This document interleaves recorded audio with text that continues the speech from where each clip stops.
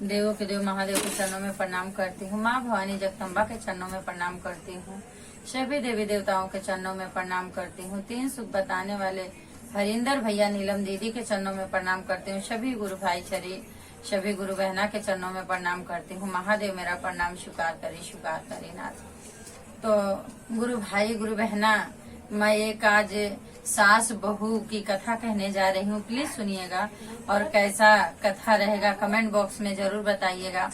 पूरा कथा सुनेंगे तभी ज्ञान होगा, आधा अधूरा कथा सुनेंगे तो न तो कथा का ज्ञान होगा न तो कथा का लाभ रहेगा। इसके लिए प्लीज पूरी कथा सुनिएगा। एक गांव में एक सास और एक बहू रहती थी। सास को 4 बेटे थे। सब बेटे कमाने वाले थे और एक बेटा जो था वो नहीं कमाता था। वो बेटा नहीं कमाता था तो माताजी उसकी औरत को बहुत सताती थी। औरत को बहुत सताती थी और उस बेटे को एक बेटी भी थी। तभी उसकी पत्नी बोली कि देखो, आपके तीनों भाई कमाने गए हैं और कमाते हैं तो उनकी सबकी औरतें कैसे रहती हैं, माताजी सबके साथ कैसे रहती हैं, और आप नहीं कमाते हैं, घर पे रहते हैं तो आपकी माताजी न आपके साथ सही रहती हैं और न तो मेरे साथ रहती हैं। तभी औरत अपने आदमी से बोली तो उसका आदमी बोला कि मैं तो कोई काम किया नहीं हूँ, मैं कैसे कोई काम करने जाऊँ, क्या करूँ। तभी औरत बोली कि देखो, आप चले जाओ कमाने के लिए और हमारा भी और हमारी बेटी का भी अच्छे से दिन कटेगा जैसे और लोग का परिवार में कट रहा है। तभी आदमी जो है वो गया, औरत के कहने पे तो गया कमाने के लिए, लेकिन जब भी गया तो आदमी उधर ही रह गया, वहां से आया नहीं। मतलब वो आदमी उधर ही खत्म हो गया। अभी सासू माँ जब भी आदमी था तो उसकी इज्जत नहीं करती थी, अभी तो आदमी खत्म हो गया, आदमी ही नहीं रहा तो उसकी इज्जत माताजी और नहीं करती थी। कुछ दिन बीता। जब ये कुछ दिन बीता तभी उस माँ और बेटी को माताजी ने, सासू माँ जो थी वो घर से निकाल दी। बोली कि तेरा तो कुछ ठिकाना नहीं है और तेरा पति भी नहीं है, एक तेरी बेटी हम लोग के सर पे रहेगी, तू जाए अपना देख ले। घर से बाहर निकाल दी।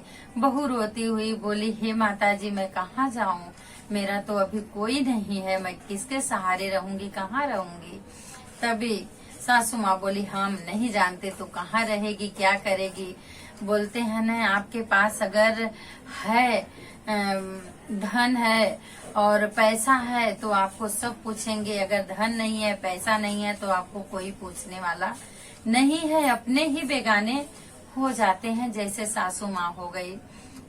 उसके बाद बहू घर से बाहर गई तभी घर के गांव के बाहर गई। वहाँ जो है एक शिव जी का मंदिर था और उधर ही वो बैठ के रोने लगी कि हे बाबा भोलेनाथ, मेरा तो कोई नहीं है, मैं बिल्कुल अनाथ हूँ। मायके से शादी करके ससुराल में आई, ससुराल वाले भी मेरे नहीं बने, मेरे पति नहीं मेरे साथ हैं, एक बेटी लेके मैं कहाँ जाऊँ। उधरी बैठ के रोने लगी। जब ये रोने लगी उधरी बैठ के तो रात हो गई, रात भी बीत गई। तो वो क्या सोचे कि मेरी सासू माँ मुझे बुलाने आएगी और पूछेगी कहाँ है, कैसे है, और इसी ममता मोह में वो उधरी बैठी रह गई, रोते रोते सो गई। जब ये सो गई, रात हुई, रात को नींद खुली तो देखी कि रात है, अंधेरा है, कोई नहीं है यहाँ पे। वापस बेटी को लेके उधरी सो गई। सुबह हुआ, सासू माँ नहीं आई। 2-3 दिन बीता, सासू माँ नहीं आई। अभी बहू उसी पेड़ के नीचे शिव जी का स्मरण करने लगी, शिव जी का ध्यान, दुनियादारी छोड़ के शिव के स्मरण में, शिव के ही ध्यान में लग गई। शिव के ध्यान में लग गई।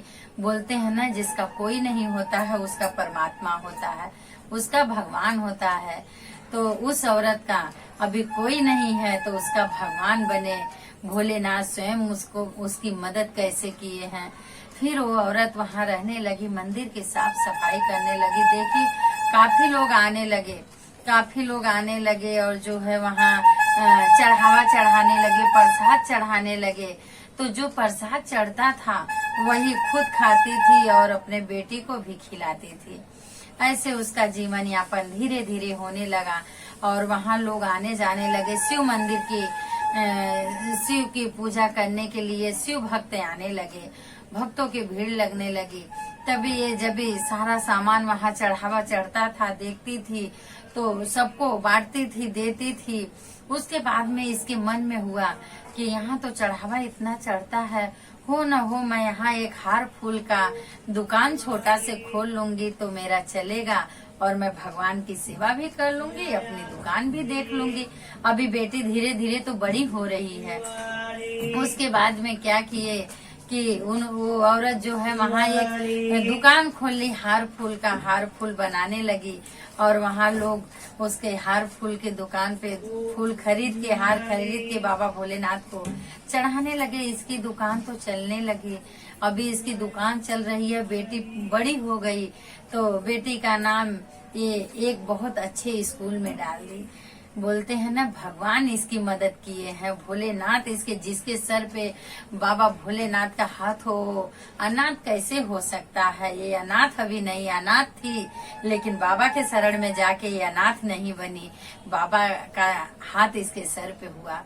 फिर उसके बाद में अपने बेटी का नाम अच्छे स्कूल में डाली। इसके पास अभी पैसा आ गया और धीरे धीरे ये अपनी दुकान पे नौकर चाकर रखने लगे। इसकी दुकान बढ़ने लगी। बाबा भोलेनाथ की सेवा वैसे ही कर रही है। इसके मन में बाबा के लिए इतना भाव है, इतना भक्ति इसके मन में है कि भोलेनाथ की सेवा वैसे ही कर रही है जैसे पहले करती थी। उसके बाद में इसका जो है अपना जगह जमीन लेके घर द्वार एकदम सुंदर महल बनवा ली, एकदम रानी महारानी बन गई और नौकर चाकर सब जगह लगा दी। लेकिन शिव की पूजा खुद अपने हाथ से करती थी। उस मंदिर की सफाई, मंदिर की पूजा, बाबा भोलेनाथ की शरण में अपना जो पहले से जैसे मन लगा के पूजा करती थी वैसे ही पूजा कर रही है। और जिस स्कूल में बेटी का नाम डाली है, देखो भगवान कैसे इसका दिल लौटाए हैं। जिस बेटी, जो बेटी इसकी है उसका नाम जिस स्कूल में डाली, उसी स्कूल में एक राजा का बेटा पढ़ने आता था और दोनों में, इसकी बेटी में उसके बेटे में बहुत मित्रता थी। उसके बाद में इसकी बेटी भी बड़ी हुई, बेटा भी बड़ा हुआ तो उसका बेटा बोला कि अपने पिताजी से, पिताजी ये लड़की अच्छी है, इस लड़की के साथ मेरी शादी कर दो। तभी उस राजा ने उस लड़की के घर पे आए, उसकी माँ से मिले, बोले कि मैं आपकी बेटी से अपने बेटे की करूँगा। तभी वो औरत बोली कि ठीक है। उसको उसका लड़का पसंद आया और इसकी लड़की उसके राजा को पसंद आई। दोनों की शादी बहुत धूमधाम से हो गई और उसके बेटा और उसके दामाद दोनों, उसकी बेटी और उसका दामाद दोनों जन शिव की पूजा जैसे ये माँ करती थी वैसे ही बेटी, क्योंकि माँ के घर पे बेटी देखती थी, बेटी पूजा करती थी। तो जब शादी हो गई तो बेटी अपने पति के साथ आया करती थी और शिव की पूजा करके, आराधना अर्चना करके अपने घर पे जाया करती थी। अभी तो माँ रानी बन गई, बेटी जो है राजा की बहू बन गई। भोलेनाथ इसका दिन कितना अच्छा लौटाए। जिसका कोई नहीं होता उसका भगवान होता है। उसके बाद में अभी देखो सास की क्या हाल है।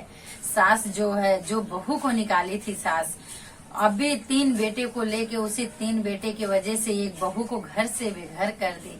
उसका पति भी नहीं रहा, बेसहारा औरत हो गई। अभी देखो ये सासू माँ की क्या हाल हुई। जो 3 बेटे को लेके वो रहती थी, वही 3 बेटे माता जी को भोजन नहीं देते थे, खाने के लिए नहीं था, लाले पड़ गए थे। किसी के दिल को हम दुख पहुँचाएंगे तो हम कभी सुखी नहीं रहेंगे। अभी वो जो है माता जी के 3 बेटे थे, वो माता जी को घर से निकाल दिए। माता जी को खाने के लिए नहीं मिला तो माता जी बोली कि वो जो शिव मंदिर पे है, वो जो रानी है, उस रानी के घर पे मैं चलती हूँ। सबको रखती है, सबको काम पे अपने यहाँ रखती है, हो न हो मेरे को भी वहाँ काम पे रख ले। क्योंकि माता जी को पता नहीं था कि मेरी ही बहू वहाँ रानी बन गई है। माता जी को ये नहीं पता था। उसके बाद में जब सासू माँ गई, सासू माँ पहचान में नहीं आ रही थी और बहू तो रानी बनी हुई थी, शिव की सेवा कर रही थी, शिव का हाथ बहू के सर पे था। फिर क्या कि गई और अपनी बहू से बोली कि मालकिन मेरे को काम पे रख लो। तभी बहू क्या बोली कि मेरे काम पे तो आदमी तो हैं, अभी क्या रखूं इनको। फिर उनके मन में विचार आया कि नहीं, जब ये माता जी काम के लिए आई हैं तो बेसहारा जरूर होंगी। उस बहू को अपना दिन याद आ गया। बोलते हैं ना, हम अमीर हो के अपनी गरीबी न भूले, वही इंसान होते हैं। तो उस बहू को वही दिन आ गया कि जैसे मैं थी उसी अवस्था में हो न होए माँ हो। तभी वो बहू क्या बोली, ठीक है माता जी, आप काम पे लग जाइए, आप काम मेरे इधर है, आप करिए काम। उसके बाद में जब भी सासू माँ वहाँ काम करने लगी तभी बहू बोली कि कुछ दिन बीता, तभी बहू बोली कि हे माता जी, मैं आपकी बहू हूँ। तभी बहू तो पहचान गई, माता तो पहचानी नहीं, बहू तो पहचान रही है। तो बहू बोली, हे माता जी, मैं आपकी बहू हूँ, जिस बहू को आपने घर से निकाला था माँ, मैं वही बहू आपकी हूँ। तभी सासू माँ बोली, हे बेटा, मेरे गलती को क्षमा कर दो, मुझे नहीं पता था कि मेरे भी साथ मेरे बेटे ऐसे करेंगे, तभी मैं तेरे साथ ऐसा कि बेटा मुझे माफ कर दो, मैं नहीं जानती थी, मुझे तो लगा कि तू बेसहारा किधर चली गई होगी, मुझे नहीं पता था कि मेरे गिरे दिन पे तुम्हें काम आने वाली हो, तो बेटा मुझे माफ कर दो। सासू माँ जो है बहू के चरण में गिर गई। तो बहू तुरंत उठाई, बोली, ना माँ, ये चरण की जगह तो मेरी है, आपकी जगह मेरे हृदय में है, आप मेरी माँ हो, मैं शिव की पूजा करती हूँ माता जी, मैं आपकी भी पूजा करूंगी, आप मेरी सासू माँ हो, आप इस घर की रानी हो, आज से इस घर में आपको कुछ काम नहीं करना पड़ेगा, आप रानी बन के रहो। देखो उस बहू के साथ वो सासू माँ इतना कि फिर भी वो बहू अपनी सासू माँ को रानी बना के रखी। तो बोलते हैं ना, कभी किसी के साथ गलत नहीं करना चाहिए। जिसको आप अपना खुद का स्वयं अपना मानते हो वही अपना एक दिन बेगाना बनता है, और जिसको बेगाना मानते हैं वही अपने काम आता है। इसलिए किसी के साथ बुरा ना करो, वो अच्छा हो भला हो, सबके साथ अच्छाई करो, जहाँ तक हो जाए भलाई करो, और भगवान के शरण में पूजा पाठ और ध्यान अर्चना कीजिए। हे भोले बाबा, जैसे उस गरीब बेसहारा औरत का मदद किए और उसको बेसहारा से उसको सहारा देके उसको रानी बनाए, और उसको सहारा देके रानी बनाए प्रभु, वैसे सबकी मदद करना, सबकी झोली भरना प्रभु। सब